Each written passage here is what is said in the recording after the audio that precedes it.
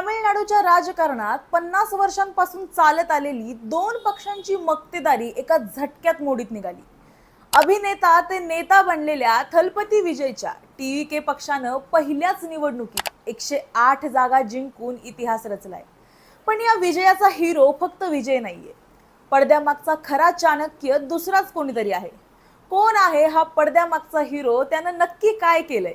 हा व्हिडिओ शेवटपर्यंत पहा, म्हणजे तुम्हाला सगळी गेम लक्षात येईल. नमस्कार, मी सारिका. हा विजय मिळवून देणारा मास्टर माइंड आहे कपिल साहू.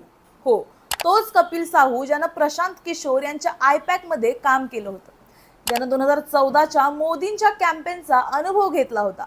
पण प्रशांत किशोर यांनी जनसुराज काढल्यावर कपिल साहूनं स्वतःची 12 जणांची टीम बनवली आणि थलपती विजयला मुख्यमंत्री पदाच्या उंबरठ्यापर्यंत आणून सोडलं. तसा विजयचा हा विजय सोपा नव्हता. रॅलीमध्ये झालेली चेंगराचेंगरी, लोकांचे गेलेले प्राण आणि वैयक्तिक आयुष्यातील वादांमुळे विजयची प्रतिमा धोक्यात आली होती.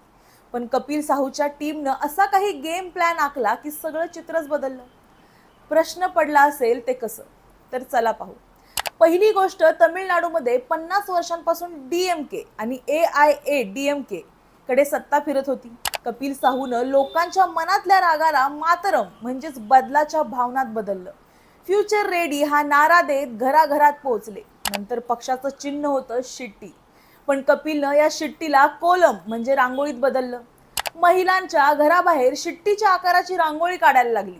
मार्केटमध्ये टीव्हीके प्रिंटच्या साड्या आणि नेल आर्ट आणून महिला मतदारांना थेट साथ घातली. तंत्रज्ञानाचा असा वापर याआधी कधीच झाला नव्हता.